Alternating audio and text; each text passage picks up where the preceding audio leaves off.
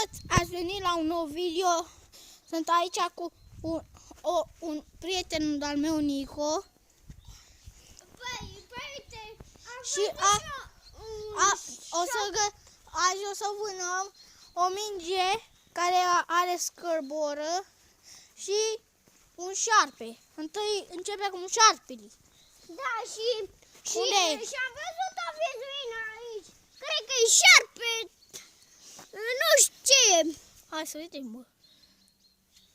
Bă, dacă e șarpe, mor. Bă! Picioare! Bă, că mi-e șcurul, bă. Bă, ne ducem după el? Bă, deci uitați-l. E viu și a murit. Tu, bă, boule. Uite-l. Uitați-l. L-am prins. Nicu, uite, îl iei așa de cap, fără să-ți vadă mâna și sare așa. De ce? Da, haide. Uite așa, am văzut un șarpe și l-am așa și l-am văzut. Și apoi tare mult, de perfecție că te mușca. M-am mușcat pe el!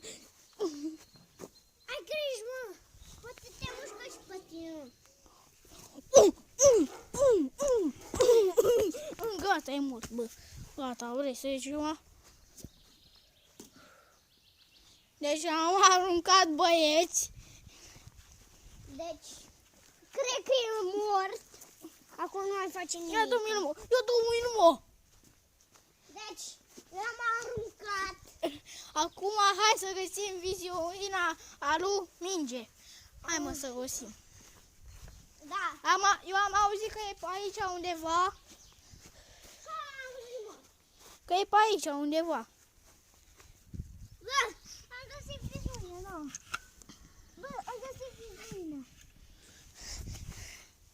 Bă, gămaia nu ești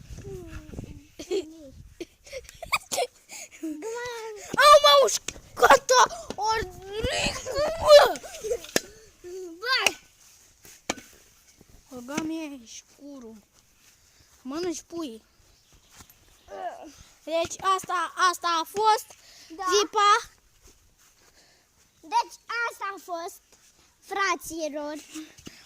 Băi, să intrați să puneți codul. Nu. Să scrieți Georgian Alin Mihai. Apoi mă găsiți. Deci, asta e. Bine ați venit. Pa! Și pe mine. Și să dați like, subscribe. Scrieți sub belo comentarii. Scrieți am reușit și pa!